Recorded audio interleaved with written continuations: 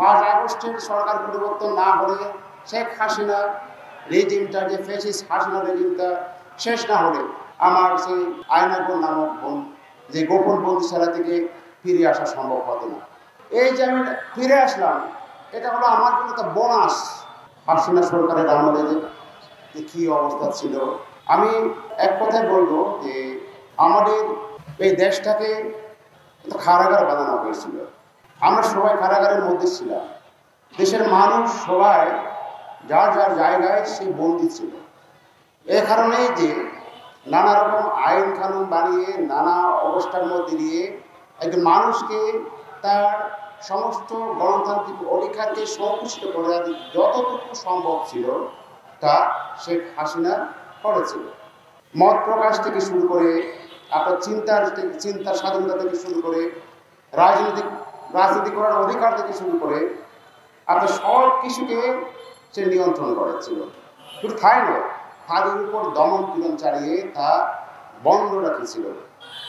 ঠিক সেভাবে সে অবস্থায় পড়ে আমাকে তারা শেখ হাসিনা 5 বছর 3 মাস পর্যন্ত যে আয়নাগর নামক বন্দিশালায় বন্দি করে রেখেছিল সেটা তো আপনি সবাই জানেন।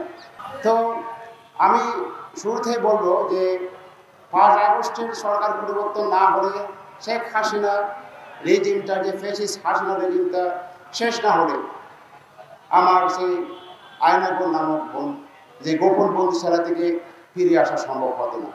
তো একই সাথে আরো বলতে চাই, এখানকার দেশের সকল শ্রেণী পেশার মানুষ, বিশেষ করে রাজনৈতিক কর্মী, মানবাধিকার কর্মী যারা আমার মুক্তির ব্যাপারে সোচ্চার ছিলেন, তারা যদি সোচ্চার না হতো তাহলে আমার জীবন নিয়ে ফিরে আসার সম্ভাবনা একেবারেই ছিল না। আমার জীবন নিয়ে ফিরে আসার একমাত্র সেটা একটা কারণ, আপনারা আমার মুক্তি নিয়ে আমার গুম হওয়ার বিষয়টা আপনারা সাহসের সাথে তুলে ধরেছেন এবং দেশের বিদেশের সকল মানবাধিকার সংগঠন ব্যক্তি যেভাবে সোচ্চার ছিলেন, সেই প্রতিদান হলো আমার এই জীবন পাওয়া, একটা মৃত্যু থেকে ফিরে আসা।